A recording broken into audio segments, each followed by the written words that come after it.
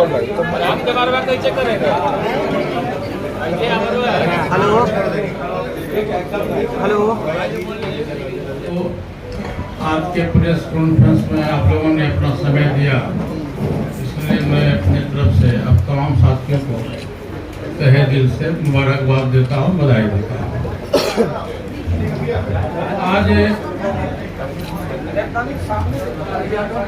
आज बिहार की जो स्थिति है वो 1990 से लेके 2005 तक की जो बिहार की स्थिति थी ऐसा महसूस हो रहा है। और अब बीते दिनों देखते हुए रामनवमी के जुलूस में घटनाएं घटी और सरकार के द्वारा एनडीए गठबंधन के मंत्रियों पर आरोप लगाया जा रहा है कि उन लोगों ने ऐसा किया, लेकिन ये 100% गलत है। सरकार अपनी विफलता को छिपाने के लिए और सरकार ने जानबूझकर इस तरह की घटनाएं सरकार के द्वारा कराया गया, क्योंकि हमारे परम आदरणीय गृह मंत्री जी का कार्यक्रम था सासाराम में और कई जगह प्रोग्राम था उनका, तो इस ढंग से ये कराया गया जिससे उनका प्रोग्राम सफल नहीं हो, प्रोग्राम रुक जाए। और बिहार सरकार मुख्य दर्शक बन के देखती रही और भारत सरकार के गृह मंत्री जी का प्रोग्राम किसी न किसी कारणवश स्थगित करना पड़ा, क्योंकि वहाँ 144 लागू किया गया। तो ये बिहार के लिए पूरे शर्मनाक की बात है और पूरे देश में इसका जो मैसेज गया है वो बहुत ही नेगेटिव मैसेज गया है बिहार सरकार के खिलाफ में। और देखिए, नीतीश कुमार जी गठबंधन में 17 वर्ष से एनडीए गठबंधन के पार्ट थे, एनडीए गठबंधन में थे और एनडीए गठबंधन में उन पर विश्वास किया और कम सीट मिलने के बावजूद भी उनको बिहार का मुख्यमंत्री बनाया गया। और बिहार की जनता ने नीतीश कुमार जी को एनडीए गठबंधन के लिए ही अपना मत दिया था, न कि आरजेडी में जाने के लिए दिया था। और इसके पहले भी आप देखे हुए 2015 में भी नीतीश जी आरजेडी गठबंधन में गए थे और कुछ दिनों के बाद फिर वहां से वापस आ गए और ये बोल के आए कि अब मैं कभी जिंदगी में जब तक मैं राजनीति करूंगा तब तक मैं कभी आरजेडी गठबंधन में नहीं जाऊंगा। फिर भी दोबारा वो चले गए। आज बिहार का प्रशासन पंगु बन गया है। इसका एक कारण है कि नीतीश जी अपने को कमजोर महसूस करते हैं और बिहार का जो पदाधिकारी है वो भी नीतीश जी को कमजोर मुख्यमंत्री मानता है, बेसहाय मुख्यमंत्री मानता है।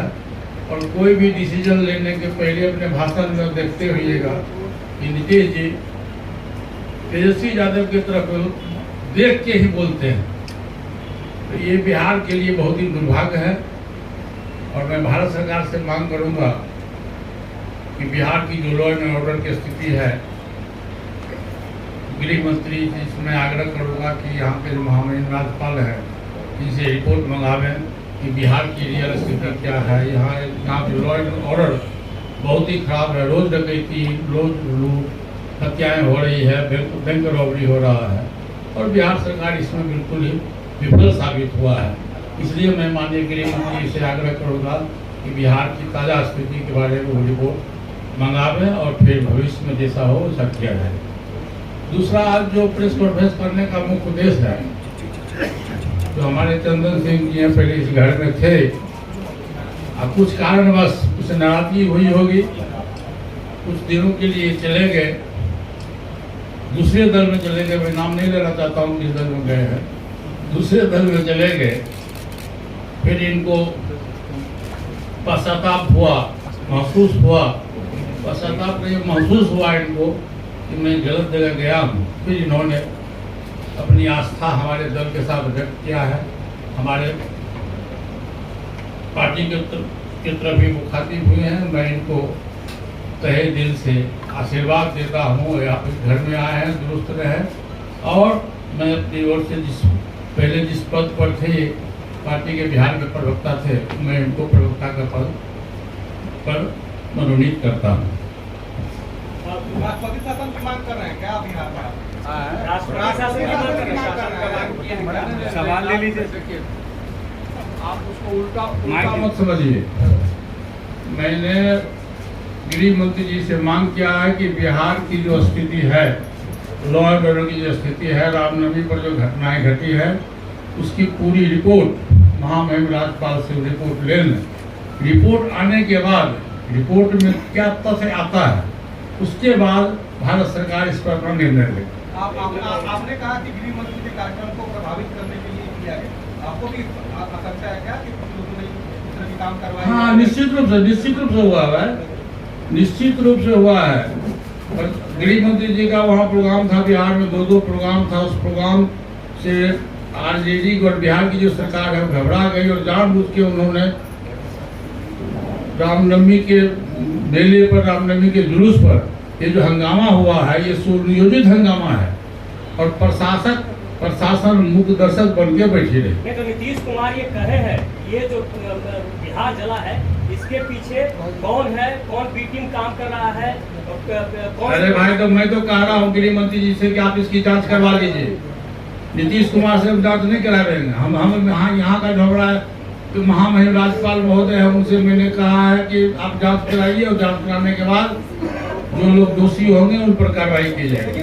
मैं भी तो वही कह रहा हूँ जो आप कह रहे हैं। लेकिन सर, राज्यपाल का एक प्रोटोकॉल होता है। आप कह रहे हैं कि राज्यपाल अपनी रिपोर्ट दे, लेकिन राज्यपाल परसों एक कार्यक्रम में उन्होंने ये कहा कि प्रधानमंत्री जी को 74% जनता चाहती है कि वो फिर से प्रधानमंत्री रहे। ये राज्यपाल कैसे? अरे भाई, राज्यपाल देश का नागरिक नहीं है क्या? नहीं, पहले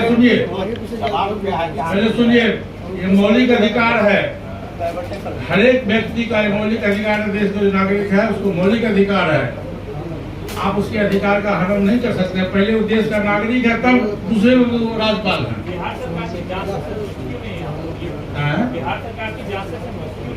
सरकार की जांच से संतुष्ट नहीं है कि बिहार सरकार खुद अभियुक्त है।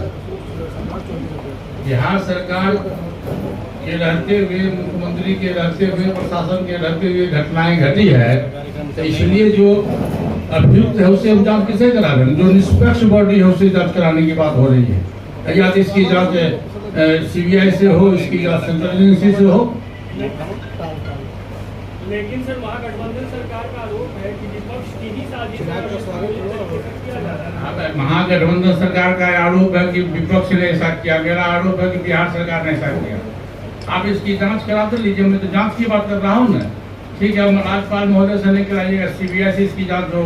स्पेशल कोर्ट, आप जब तक देश पर आपको भरोसे नहीं है तो देश को कहाँ ले जाइएगा? नहीं, देश पर आपको भरोसा नहीं है, एजेंसी पर भरोसा नहीं है, कहाँ ले जाइएगा? कोर्ट को झूठ नहीं कहिएगा, क्या कहिएगा? ईमानदार कहिएगा। आप एक भी व्यक्ति का नाम लीजिए जो निर्दोष आदमी को सीबीआई ने पकड़ा हो। आप बोलिए, एक भी व्यक्ति का पूरे देश में नाम लीजिए जिसको सीबीआई ने गलत ढंग से पकड़ के जेल में बंद किया हो।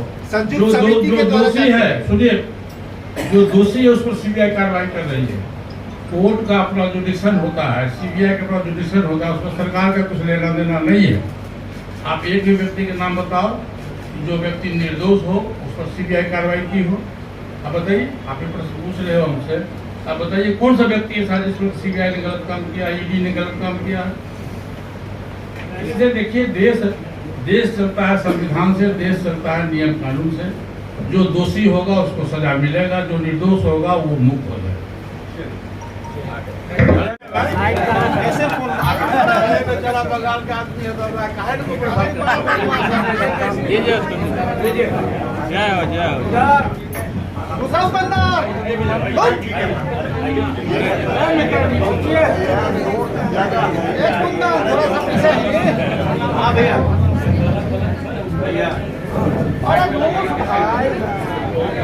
मैडम, आप आगे आइए ना थोड़ा।